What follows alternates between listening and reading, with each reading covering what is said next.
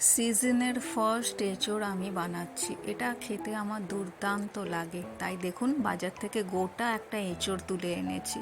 আর খোসা আমি নিজেই ছাড়িয়েছি, মানে কাঁঠালের কোনো আঠা এম্পাকে আটকাতে পারবে না। খোসা ছাড়াতে আমি ওস্তাদ।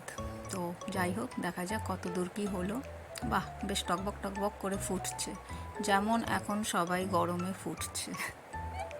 তো নামানোর আগে একটু শাহি গরম মশলা দিয়ে দিলাম, এটা স্বাদটাকে বেশ ভালো এনহ্যান্স করে। আর হ্যাঁ, কাঁঠাল অবশ্যই রান্না করার আগে সেদ্ধ করে নেবেন, নয়তো কাঁঠাল কিন্তু একদম ভালো লাগবে না, কষকষ লাগবে। আর আমি একটু কষা কষাই পছন্দ করি, ওই ট্যালট্যালে ঝোলটা আমার পছন্দ হয় না, তো ওই জন্য একটু কষিয়ে নিচ্ছি।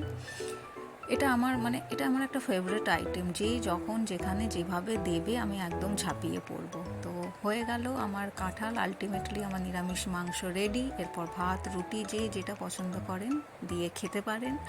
খুবই সিম্পল ওয়েতে বানাই, আমি ঝাল খেতে পছন্দ করি না বলে ঝাল দিইনি, একদম সিম্পলভাবে, মানে কয়েকটা ইনগ্রিডিয়েন্টস, জাস্ট ওই রসুন বাটা, আদা বাটা, জিরে গুঁড়ো, ধনে গুঁড়ো, হলুদ, নুন, গরম মশলা, ব্যাস এই আমার মশলা, এই ইনগ্রিডিয়েন্টস দিয়েই তৈরি করে ফেলেছি এঁচোড়।